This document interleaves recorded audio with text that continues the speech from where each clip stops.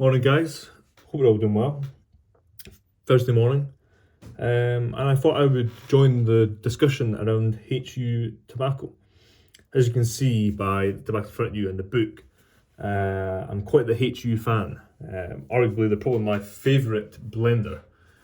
And these blends, which we'll come on to in a second, are made by my favourite manufacturer, which is Dan Tobacco. Now that's going to be quite important for this discussion.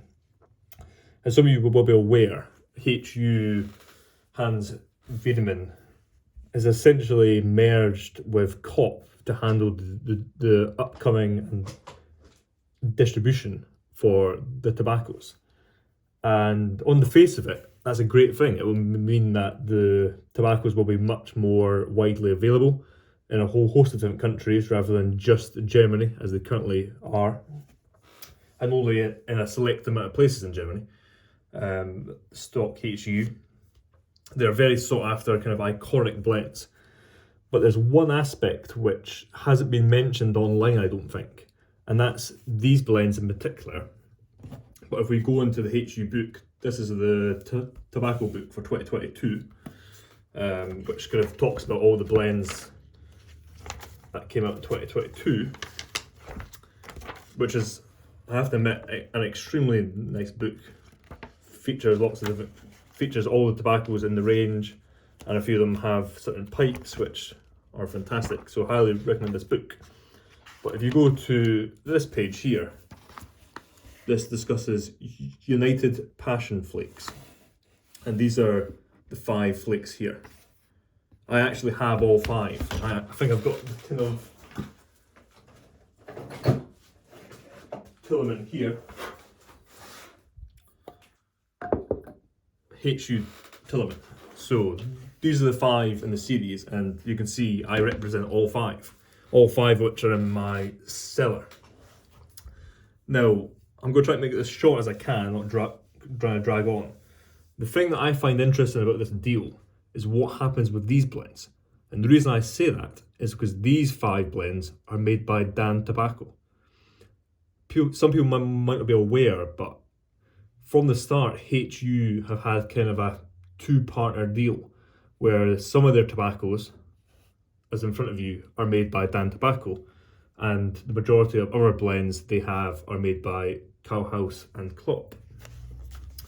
Again, if I go through the page, I believe all of the Homage to My Friends are made by Cowhouse and Kopp. And again, if we go through, it's got a lot of tobaccos. All of the African line, so all the tobaccos that you see in the paint can style tins, they're made by Cowhouse and Kopp.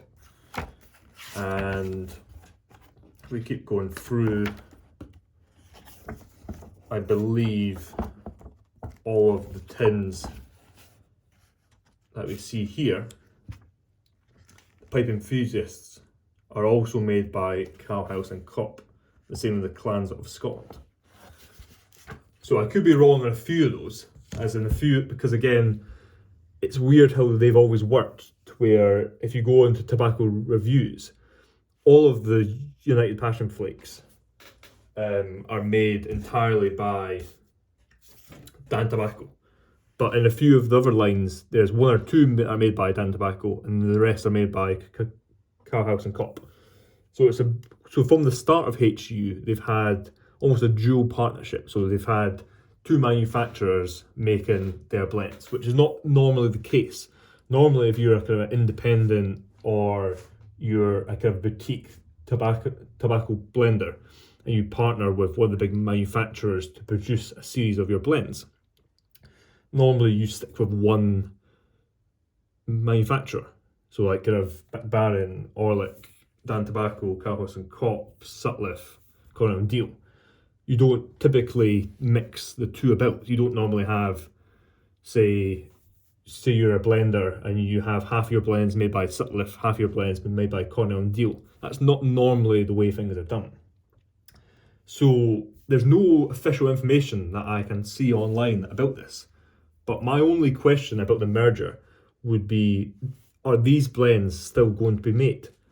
Because it's one thing HU Tobacco getting Cowhouse and Kopp to make the majority of their blends, and then Dan Tobacco to make a few handfuls, to then Kopp essentially obtaining HU tobacco.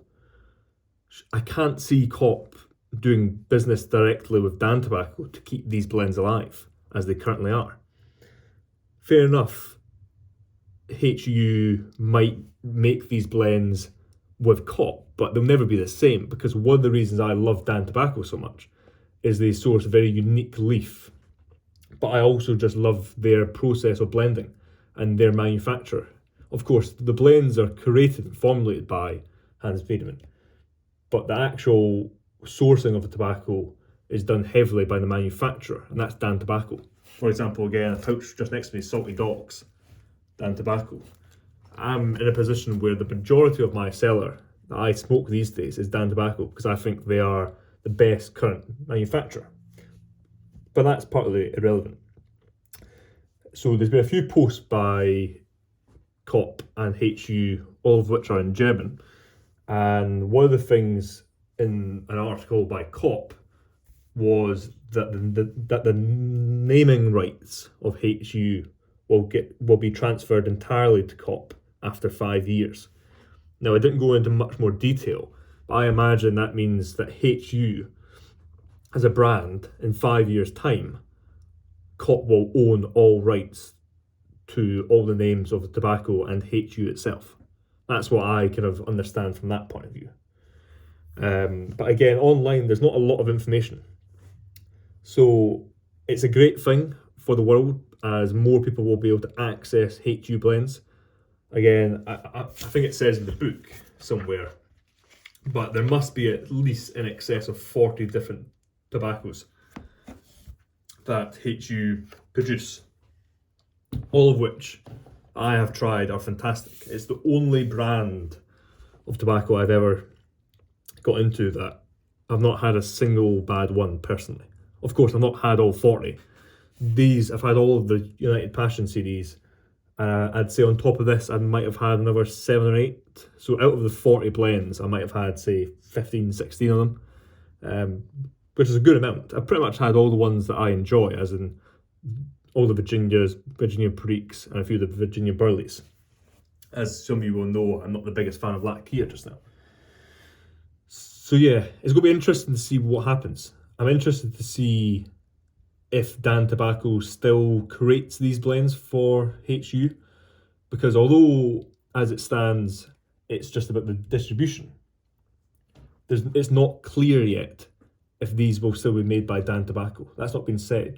I like to think so, but it leads me to believe that maybe not, because by the looks of it, Kopp are slowly not just acquiring the distribution rights to HU, but Kopp are also acquiring HU. That's what I would say the naming rights might lead to eventually. To where again, I can't see Kaufhaus and Kopp doing business directly with Dan Tobacco if Dan Tobacco only make a handful of the blends. But the reason that's interesting is because some of the best sellers for HU are these 5. You'll see online many people smoking these blends, as they are some of the most iconic blends from HU. They are my favourite. Along with a few others. For example, HU My Red Fox is up there with one of my top 10 blends, and that's made by Kopp. So I enjoy tobaccos from both, but I just happen to enjoy the ones that are made by Dan Tobacco more. So yeah, it's going to be interesting to see where this goes over the next few weeks and months, to see if we learn more information. I hope that Dan Tobacco still produces these blends, because if they were to be produced by Kopp, I'm sure they would taste similar, as it would be the same blend, but it wouldn't be the same tobacco. It wouldn't be like when Dunhill merged into Peterson, as in Peterson bought all the rights and the tobacco off Dunhill. They were still made in the exact same factory, to where there was no difference. Whereas if these are taken over by Kopp, then there will be a difference, because they'll be made using different tobaccos in a completely different method and factory, so to where there will be differences. as we have seen with a few other brands that have been kind of merged or bought out or have transferred from one manufacturer to another. So yeah, I wish HU all the best. I hope countries like America can see HU as they see a selection of Dan Tobacco, and they see a much wider selection of Cowhouse and Kopp, but as of now they don't currently have any access to HU. So if they're able to get some, which I imagine this is partly the deal, is because Kopp has access to, I believe it's over 70 countries from a distribution point of view, I read in the article. So from a distribution point of view, it's a win for HU. But it will be interesting to see if these blends, my favourite ones by HU, do still stay in the portfolio. And if they do, are they made by Dan Tobacco or are they made by Kopp? But only time will tell. But yeah, that being said, hope you guys take care. You have a good rest of your week and slowly coming into the weekend. It'll be interesting to follow this, and I will update if I find out any more information in due course. But yeah, fingers crossed that Dan Tobacco do stick with still making these blends, as it will be a real shame if that was to not be the case. Take care, guys. Cheers.